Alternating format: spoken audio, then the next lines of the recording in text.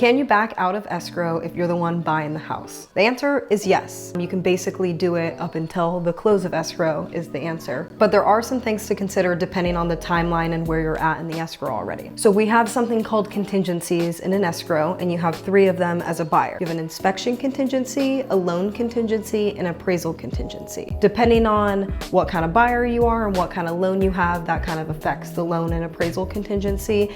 And then inspections depends on what you want inspected. Typically in a 30-day escrow, the inspection and the appraisal contingency are 17 days and a loan is 21 days.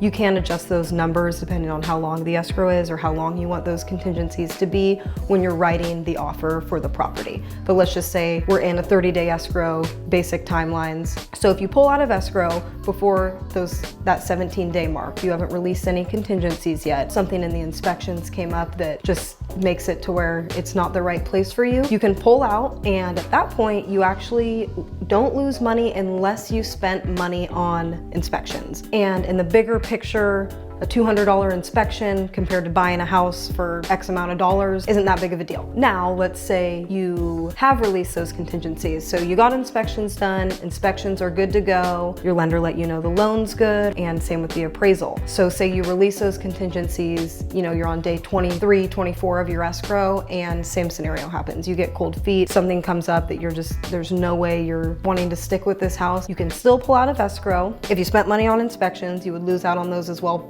But there is something called an initial deposit. And when you first get into escrow, it's usually 1% of your purchase price. And that money is only at risk if you release contingencies and then decide to pull out of escrow. So if you're on day 24, decide to pull out of escrow, contingencies are released, you could lose that 1%, meaning you're in escrow on a $400,000 house, $4,000 plus what you've paid for in inspections. Again, in the bigger picture, $4,000 compared to $400,000 isn't the end of the world, but it definitely is a large amount of money. The reason that we do this is to protect the sellers as well. The seller just took their house off the market for 25 days. You release contingencies saying you're basically good to go on buying this house, and then you back out. They get some type of reimbursement for all that time off the market and for, basically saying you're gonna buy their house and back out of it. So if you're an all cash buyer, you only really have one contingency. You won't have a loan contingency and you won't have an appraisal contingency. So you really only have that inspection one.